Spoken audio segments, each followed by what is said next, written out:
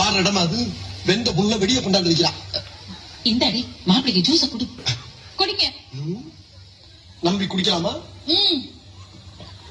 குளுகுளுன்னு இருக்கு மாப்பிள, கொஞ்சம் எரிச்சல் அடங்கும்.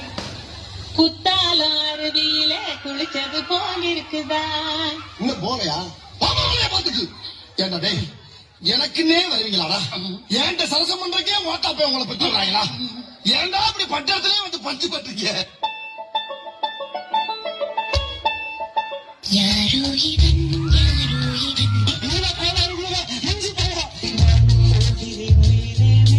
யாரோ செத்த வண்டியில போவாங்க, உசுரோடய கிளம்பிட்டேன்.